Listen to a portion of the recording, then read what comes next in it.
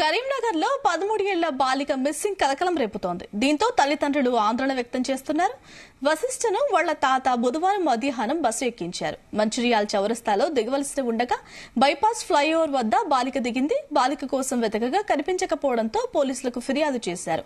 దీంతో రంగంలోకి దిగిన పోలీసులు 5 బృందాలతో గాలింపు చర్యలు చేపట్టారు.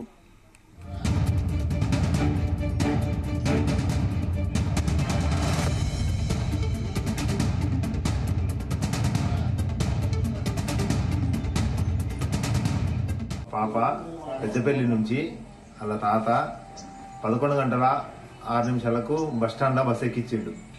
ఆ బస్ ఎక్కించి బస్ ఫోటో నాకు పెట్టిండు. ఆయన కూడా వచ్చేది బస్సు బాగా క్రౌడ్ ఉందని చెప్పి రాలేకపోయాడు.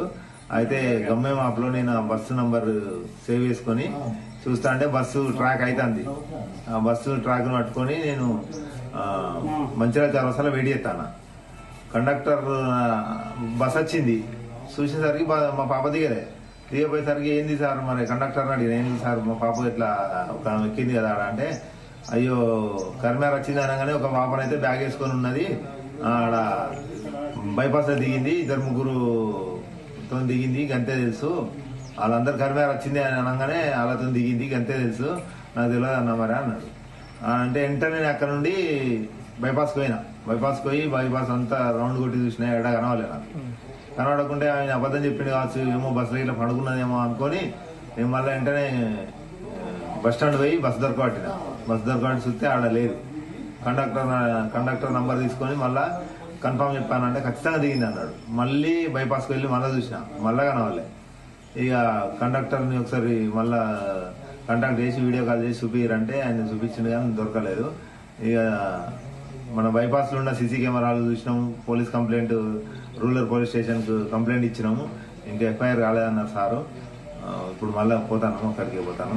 నిన్న నుండి సర్చింగ్ లో ఉన్నాం. అమ్మాయి వయసు ఎంత ఉంటుంది? అమ్మాయి వయసు 13 సంవత్సరాలు, 8వ తరగతి చదువుతుంది. పేరు వశిష్ఠ కృష్ణ పేరు ఉంటది. హైట్ 5'4" అట్లా ఉంటది. అంతే సార్. మీకు ఎవరిపైన అనుమానం ఉందా? అనుమానాలు ఏం లేవు సార్. మాకు ఎట్లాంటి అనుమానాలు లేవు.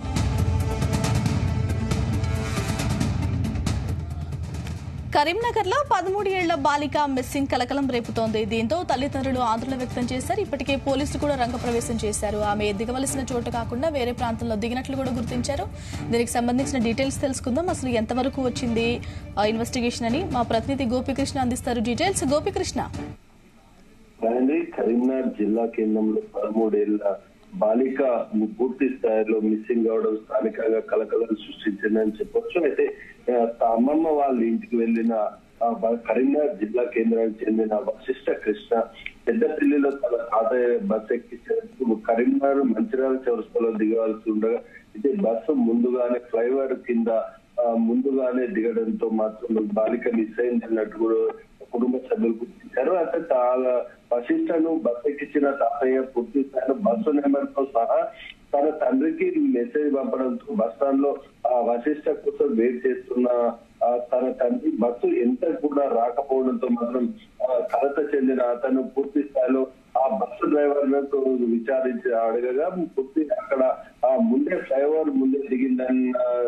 ఫిర్యాదు చెప్పడంతో మాత్రం ఆందోళన చేసిన తండ్రి తన తల్లిదండ్రులతో కలిసి ఇటు తల్లిదండ్రులు ఇద్దరు కూడా ఆ ప్రాంతంలో దిగిన చోట పరిశీలించారు. అయితే ఎప్పటికీ అంతా కూడా అమ్మాయి కనిపించకపోవడం మాత్రం తీవ్రంగా ఆందోళన చెందిన తల్లిదండ్రులు మాత్రం ఇటు పూర్తి రూరల్ పోలీసులను ఆశ్రయించారు. అయితే నిన్న మధ్యాహ్నం నుంచి కూడా పోలీసులు కూడా 5 బృందాలుగా ఏర్పడి మాత్రం విచారణ చేపట్టారు. అయితే సోషల్ మీడియాతో పాటు అన్ని పోలీస్ స్టేషన్లకు కూడా ఇటు వశిష్ఠ కృష్ణకు సంబంధించిన ఫోటోను పంపించి కూడా ఎవరికైనా కనిపించిన చోటు తెలపాలంటూ కూడా సోషల్ మీడియాలో కూడా వైరల్ చేశారు. ఇటు అన్ని పోలీస్ స్టేషన్లకు కూడా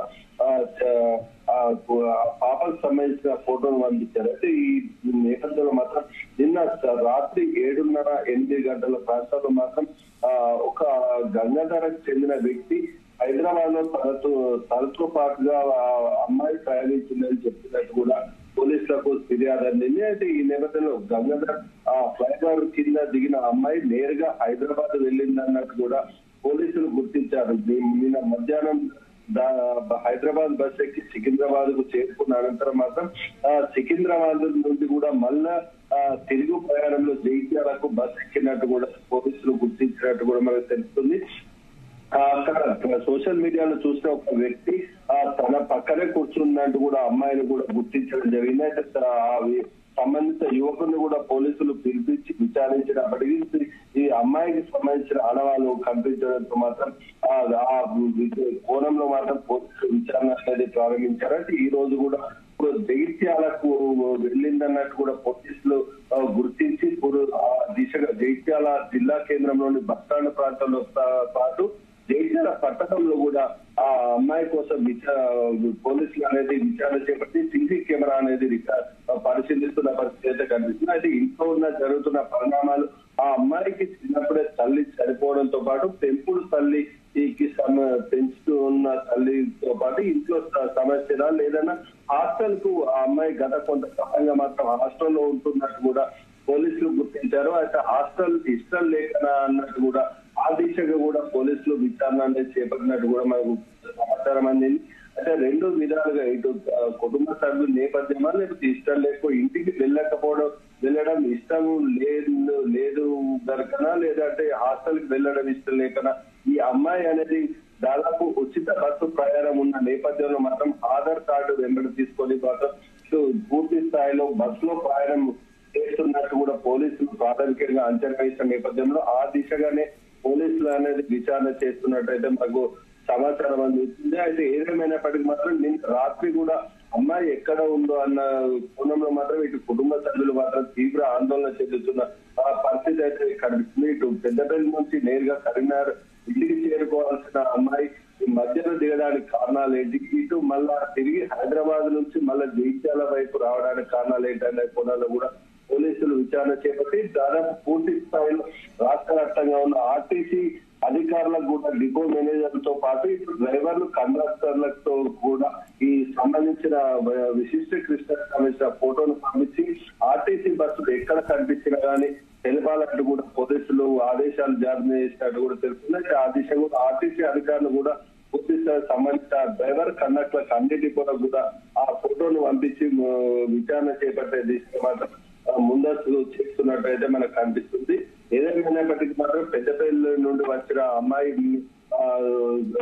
నిన్న మధ్యాహ్నం మిస్ అవ్వడం మాత్రం స్థానికంగా కలకలం రేపిందని చెప్పవచ్చు. గోపీకృష్ణ, అసలు పోలీసులు ఏ కోణంలో ఇన్వెస్టిగేషన్ చేస్తున్నారు? మిస్ అయింది అనుకుంటున్నారా, పారిపోయింది అనుకుంటున్నారా, కిడ్నాప్ ఏమనుకుంటున్నారు? అసలు వాళ్ళ తల్లిదండ్రులకు కానీ ఏమైనా బెదిరింపు కాల్స్ రావడం లేదంటే ఆమెతో పాటు ఇతరులు ఎవరైనా బస్ దిగడం ఇలాంటివి ఏమైనా గుర్తించారా?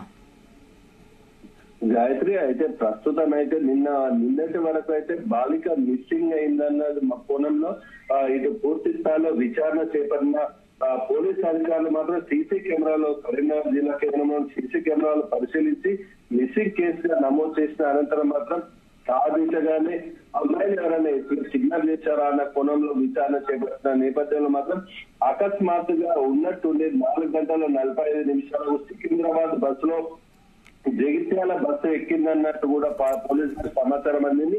7:30 గంటల ప్రాంతంలో మాత్రం గంగాధరలో దిగిన వ్యక్తి తనకు సంబంధించిన వాట్సాప్ ద్వారా అమ్మాయికి సంబంధించిన ఫోటోను రాత్రి చూసి పోలీసులకు వెంటనే సమాచారం అందించిన నేపథ్యంలో మాత్రం పోలీసులు ఈ బాలికనే ఇంటికి వెళ్ళలేక హాస్టల్కి వెళ్ళలేక బయటకు వెళ్ళిపోవాలనే నేపథ్యంలో బయటకు వెళ్ళిందన్న కోణంలో మాత్రం ప్రాథమికంగా అంచనా వేసి ఆ దిశగానే విచారణ చేపట్టినట్టు కూడా తెలుస్తుంది. అయితే మొదటగా కిడ్నాప్ లేదా మిస్సింగ్ కేసుగా నమోదు చేసిన పోలీసులు ఆ దిశగా విచారణ చేపట్టినప్పటికీ కూడా ఈ సంబంధించిన గంగాధరకు సంబంధించిన వ్యక్తి ఆ అమ్మాయి బాలిక ఎమ్మడి హైదరాబాద్ నుండి గంగాధర వరకు ప్రయాణం చేసిన వ్యక్తి పక్కనే అమ్మాయి ఉండడంతో మాత్రం కొన్ని సందర్భాలు కొన్ని వివరణలు అగ్గినట్టు కూడా పోలీసుల దృష్టికి చెప్పినట్టు కూడా తెలుస్తుంది. అయితే ఆ దిశగా తమ అమ్మమ్మ వాళ్ళ ఇంటి నుంచి కూడా నేను వస్తున్నట్టు కూడా పేర్కోవడము, బ్యాగుకు సంబంధించింది ఆమె వేసుకున్న డ్రెస్ తో సహా